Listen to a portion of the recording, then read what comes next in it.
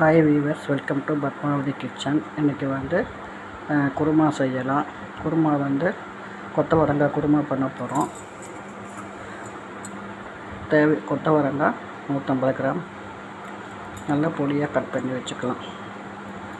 தக்காளி 1, வெங்காயம் 1, குழம்பு மிளகாய் பொடி 1 டீஸ்பூன், கரம் மசாலா 1 டீஸ்பூன், மஞ்சள்தூள் 1/2 டீஸ்பூன், காஞ்ச மிளகாய் தூள் 1/2 டீஸ்பூன், தேங்காய் 1/2 மூடி இதெல்லாம் கட் பண்ணி வச்சுருக்கிறேன்.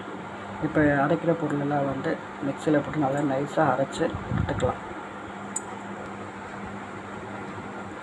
எல்லாத்தையும் இப்போ மிக்சியில் போட்டு நல்லா நைஸாக அரைச்சி எடுத்துக்கலாம். உடச்சக்கல்ல 1 டீஸ்பூன். இப்போ வந்து ஒரு சின்ன குக்கரை வச்சுருக்குறோம். அது நல்லா சூடாகிடுச்சு. இப்போ வந்து எண்ணெய் சேர்த்துக்கலாம். எண்ணெய் சூடானவொடனே சோம்பு 1/2 டீஸ்பூன், கருவேப்பிலை, இஞ்சி பூண்டு பேஸ்ட்டு 1/2 டீஸ்பூன் சேர்த்து நல்லா வதக்கி விட்டுடலாம்.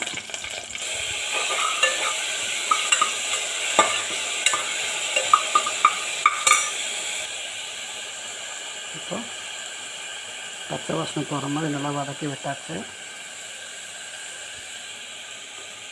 கொத்தவரங்காய் அதில் சேர்த்துக்கலாம்.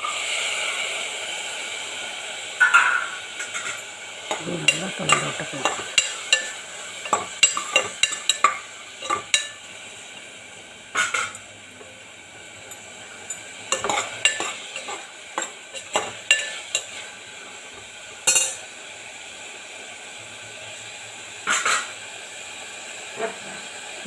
அரைச்ச மசாலா எல்லாம் இதில் சேர்த்துக்கலாம்.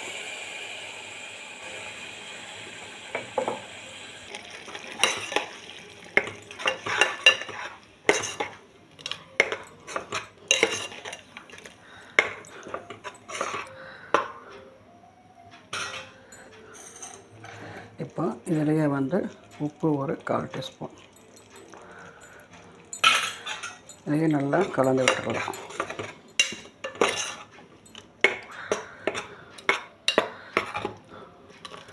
ஒரு விசில் வர்ற வரைக்கும் விசில் போட்டு மூடிடலாம்.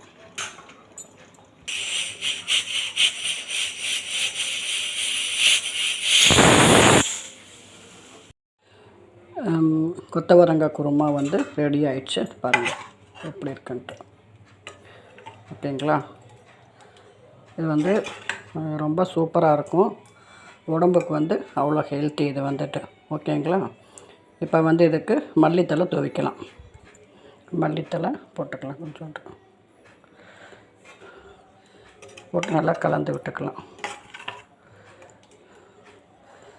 கொத்தவரங்காய் சாப்பிடாதவங்க கூட இந்த மாதிரி குருமா வச்சு கொடுத்தாக்கா நல்லா சாப்பிடுவாங்க. ரொம்ப டேஸ்டியாக நல்லாயிருக்கும். இது வந்து கசப்பெல்லாம் இருக்காது. நான் வந்து 1 விசில் வச்சேன். நீங்கள் வேணால் 2 விசில் வச்சுக்கோங்க. ஓகேங்களா? இது வந்து உங்கள் வீட்டில் எத்தனை பேர் இருக்காங்களோ அதுக்கு தகுந்த மாதிரி தக்காளி, வெங்காயம், மசாலா எல்லாம் சேர்த்துக்கோங்க. ரொம்ப சூப்பராக இருக்கும். இது வந்து அதுக்கு சாப்பிட்லாம். ஆனால் சாதத்துக்கு வேண்டாம். பத்மாவதி கிச்சன் இது வந்துட்டு. ஓகேங்களா? தேங்க்யூ. செஞ்சு சாப்பிட்டு பார்த்துட்டு எப்படி இருக்குன்னு சொல்லிட்டு சொல்லுங்கள்.